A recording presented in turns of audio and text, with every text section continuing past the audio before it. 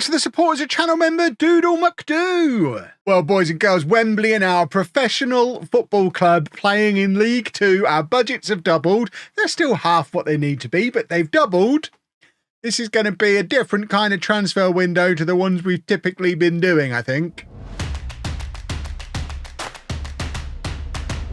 Hello and welcome to part 90 of Wembley to Wembley. I'm Kevin. Coming up on today's episode, it is our season review and transfer special at the end of a season in which we won the National League. Look at that beautiful little trophy in there that signifies a job jolly well done. We'll obviously be doing transfers later in the episode, but we'll start things off with our season review. And that starts with signing of the season. And nobody's going to argue with Keith Kelleher winning signing of the season. The first of the youngsters released by bigger clubs that we were ever able to get, really. Keith Kelleher.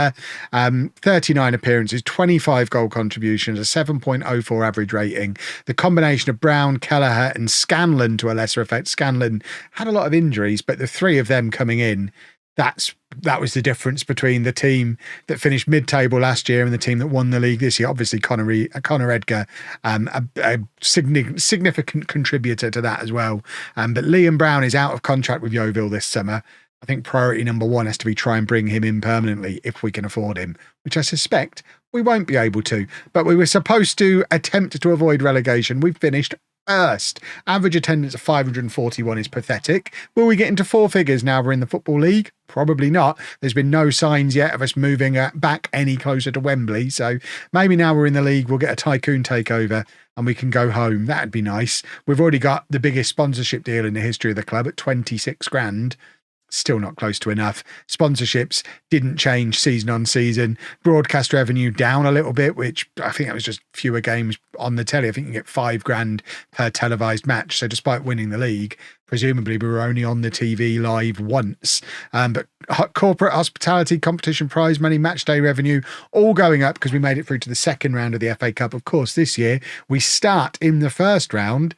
So I'd like to think that means we'll have a better chance of making it to the third round and making some money. And it looks like, if you remember the last transfer special, we did shut down the website to send stuff to abroad because we didn't sell anything outside of the UK this year.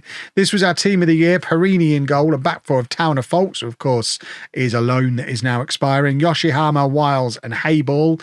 Robinson at the base of the midfield. Edgar and Kenny in midfield. They're both loanees as well. Scanlon, Kelleher and Brown as the front three. We haven't played wing play for years. I don't know why the game thinks we still are. I'm now 53.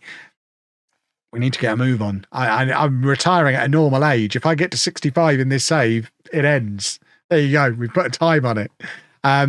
Player of the year was Liam Brown, 7.1. Also got Young Player of the Year. He was also top scorer on 26 goals. Keith Kelleher got signing of the season, plus most assists, most man of the matches, highest average rating went to Brown. And Tom Best added to, in fact, he didn't add to, he didn't score all year. But for some reason has broken his record again. I guess it's because he played games, even though he didn't score goals. We did sell our most expensive player ever at 19.8k for our backup keeper. And Scanlon scored our fastest goal ever at 22 seconds. Oh, that's jumped forward before I've had a chance to look at what I wanted to look at. So this is our all-time best 11. Jacob in goal. That's not Jacob, that's us. Jacob in goal, who's now playing for Dorking. He's at Dorking. Chadder, who is retired at left back, alongside Larsson, who is still in Sweden. Young, who is still at Biggleswade with his spectacles. And Hayball's made it into right back. He might be leaving. I don't know that he's going to be good enough to step up to the Football League. So that might be the last you see of club captain Kelvin Hayball. Giles on the left, who is playing for North Lee. Sean Martin is still in there in midfield, playing for Wellingborough. He's 29 years old now, by the way. This save's been going for a while. He was 16 when the save started, alongside Scowen, who's another one who might not get a new deal because obviously going full time, he's going to ask for a lot more than his £80 a week. I could keep him here forever on £80 a week. If he asks for £400 a week, though, he's done. Tom Best on the right, of course, is going to be on his way out this summer. We can't give him a full-time contract. McLennan up front, who played for Dartford but didn't really score any goals for them, alongside the retired Anton Canerva. It is worth checking, actually, what the minimum salary rules are for this league. £300 a week for full-time players over 19, £400 a week for over 21s, £425 a week for full-time players over 24. We could only afford like 8 of them, and that's our budget gone. So obviously Scanlon falls into, not Scanlon, what's his face, Scowen falls into that category. We can't be paying Scowen £425 a week, and I don't think we can renew his contract at part-time. So on that basis, he's done. He's kind of forced out by circumstance, a victim of us becoming full-time. This is a thing that's been happening, by the way. You saw in the last episode I advertised for loads of staff. We've not had a single applicant for any of the jobs. I've never had that happen before in Football Manager. Hopefully we get some applicants at some point. But yeah, the plan, I guess, everyone who's out of contract is getting released because of what I was just talking about. So that's most of the squad. Those guys all getting released. These guys will try and keep on their part-time contracts and see if we can get away with doing that.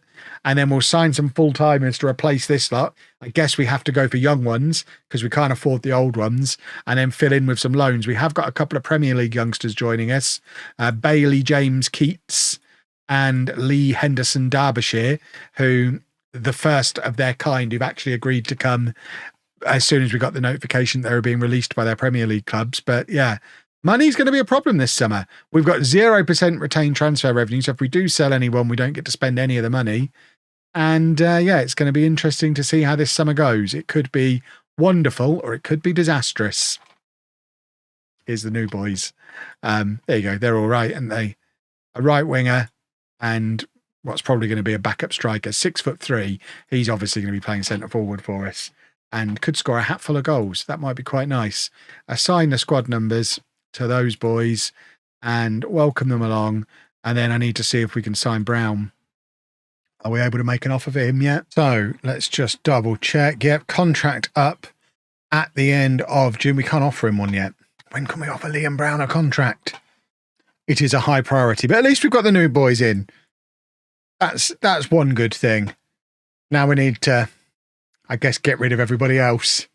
I really don't think we can renew any contracts, and then we'll work out what we're playing with when it comes round to the 1st of July. And before we even got the opportunity to offer him a contract, Yeovil extended him for a year, as they probably should off the back of a 23-goal season. But it is sad. We've renewed a couple of contracts, and we've already used more than half of our budget. So Scanlon's on £525 a week. Wiles, the minimum we could offer him, £425 a week, because he's over 23 or whatever it is. That's the lowest contract we could give him. This is going to be a very difficult summer. How many loans are we allowed in this league? Hold on. Loans. Matchday squad must have no more than 5 loan players. This is going to be a difficult season unless we just get 18-year-olds on, like, I don't even know, £100, £200 a week. Wage budget's limited to 50% of turnover as well. So I don't even know what our turnover is. Our turnover last year was, is there a number that's actually on here? Total income, 509,000. So I guess that's where our wage budget has come from. 509,000, so let's say 250,000 divided by, I don't think we can even get an increase. So 250,000 divided by 52 is only 4,800. So I really don't understand, because actually that budget we've been given is too high unless our turnover is going up massively. This club might be too small to be in League Two. Okay. Maybe everything will be okay after all. We don't get it straight away apparently, but that's going to make a difference to the turnover. So that's a good thing. Right, there you go. It actually spells it out for me. So based on our income, I don't even know how that number's been arrived at, but the maximum we're allowed is £10,126 per week. So we're well under what our maximum could be at the moment. So if they could increase that, that'd be super, because we've just had an absolute disaster of a signing. Where is he? Cameron Morrison. He scouted so much better than that. £425 a week on that guy. He's 6'4", which is nice. The problem we've got with no scouts applying for jobs, our recruitment team, oh, they're not very good, are they? Oh, this is going to be hard. And we've already spent almost all the money. Oh, I don't know what to do. This is going to be a disaster. And for the second time, Tom Best has left the club because there's no way we could give him £425 a week just to hang about the place. Bless his cotton socks. I think he is done this time. We've also let Larkin go because we just couldn't afford to give him what he might want. Hayball, who was our captain, played 39 games last year, couldn't afford to give him what would be the minimum for him. I mean, Keller has 19. What can we get away with paying him as a 19-year-old? Oh, okay, so he wants way more than what... See, what do I do here? He's out of contract at the end of the season. He might actually have some value. But can we really afford to give him that kind of money? It's absolutely insane. Please, as little as possible. Go on, agree at 400 he has. But, I mean, this is going to be almost all our budget gone here. Oh. We might not even be able to field a team. So on that note, on the 1st of July, this is the squad. That is 13 players. 3 of them are goalkeepers because we've signed a new goalkeeper so that we could try and get rid of Will Dennis as our backup. And that is almost all of our budget gone. We can afford 3 more first team players. This is what our best 11 currently looks like. So obviously some of these are not real footballers. So get him out. Get him out. So that's our best 11. The fact that he can play there is a bit of a blessing. So we've got one of the new boys in there. I mean, that looks good. This, not so much. McCormick is a centre-back. There's no way he can be there. Well, I wonder what the media think. 400 to 1 is not as long as I thought we would be.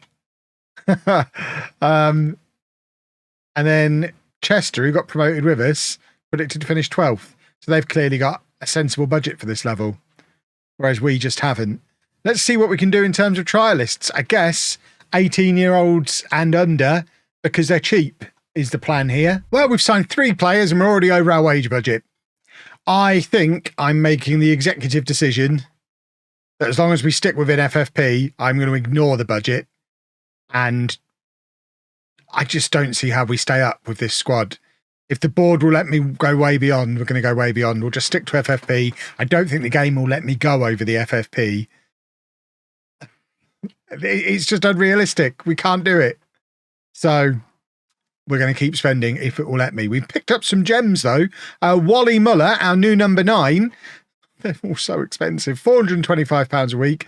He's a 24-year-old striker who has never played at this level. But actually, that's not true. He had a loan at York where he got 1 goal. He's been a regular goal scorer in National League South and below, though. Oh, God. The worrying thing is, as well, ability-wise, he's one of the best players at the club.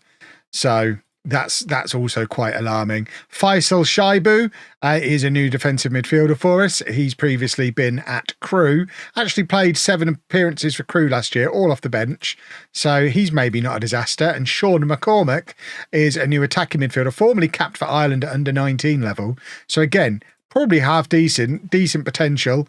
Released by Brentford, played 2 substitute appearances for them in the Championship last year. This is the kind of player we should be signing, but even it's so much money, and our squad, there's not a lot of them just yet.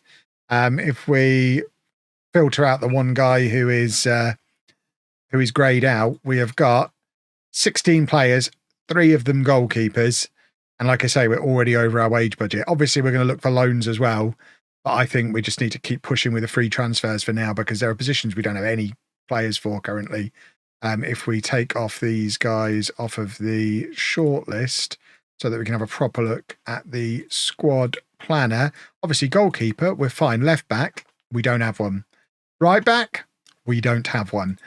Centre back, we have quite a few options, including Cameron Morrison, who I'll forever regret bringing in. We don't have much in the way of midfielders. We've got Murray and Shaibu, but no one behind them. McCormick and then Henderson Derbyshire is his backup. Up front, we've got Henderson, Derbyshire, McCormick again, and Muller, who's just come in. On the left, it's Scanlon and Muller as his backup. On the right, we've got quite a lot of options, actually. Keats, who signed in the summer. Muller, who's just come in. Kelleher, who, of course, we know is good. And Henderson Derbyshire, who came in the summer. So we're getting there. We're just still an awfully long way away. How do the media think we're doing? 350 to 1 now. Can we get that below 250 to 1 before the season starts? Wouldn't that be a thing if we could? Well, we've gone even further over budget, but at least we have a couple of fullbacks now. Charlie De Souza is a 19-year-old right back who can also play centre back, but at 5'9", he never shall. But he is obviously better than the right backs we already had because we didn't have any. Formerly of Everton. We're signing the right kind of player. We just can't afford them. Mimo Bartiromo is a 24-year-old left back who can also play further forward on the left-hand side. He's formerly of various clubs. And again, a high-quality player. We're getting some good players through the door. It's just going to be a paper-thin squad. And the midfield basically doesn't exist yet. And we've not really got a striker. So there's still work to do. Financially, problematic. The board haven't stopped me signing players yet, though. So my plan is to still just go all the way up to the FFP limit. I think I'm more likely to keep my job if we're way over wage budget but survive in the league rather than sticking to the wage budget and getting relegated. I think that's a better thing to do. I'm overruling the board. If they don't like it, they can fire me. And I don't think they can afford to because they just gave me a 2-year contract. So, frankly, this is all their fault. Well, we've managed to sneak a few loans in, some of them better than others. Dimitri Wildman, not very good. He joins from Oldham for the season. The important thing about all of these players is we're not paying any wages towards them. This guy, much better though. Kyle Bailey, in on loan for the season from Sheffield United. In fact, not for the season, until January. That's not ideal. And then Ferguson, also January. I mean, we're being forced into corners here.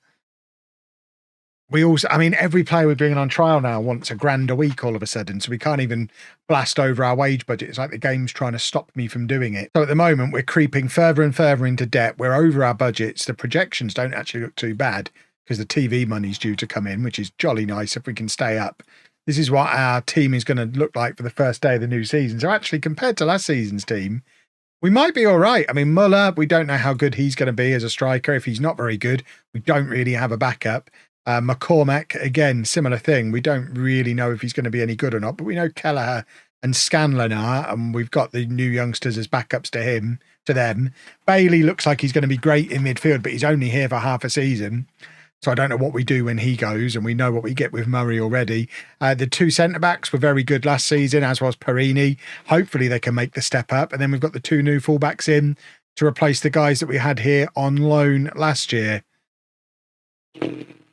What do the media think of us now? Yeah, our odds have got even longer. It didn't feel like it was a great window as it was happening. Well, in the next episode, we get to play our first ever game at this level against Forest Green. That'll be a big test. We've got McDongs in the EFL Cup. First time we'll have ever played in that.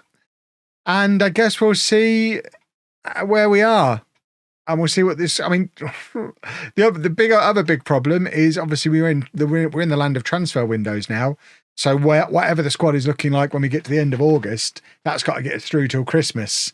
So on that basis, we need a few extra players anyway.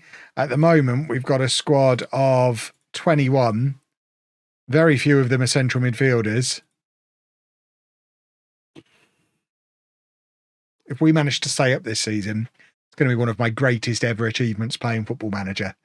If you've enjoyed that, please make sure you leave a nice big thumbs up on there for me. Subscribe to the channel for daily Football Manager videos. And thank you very much for watching.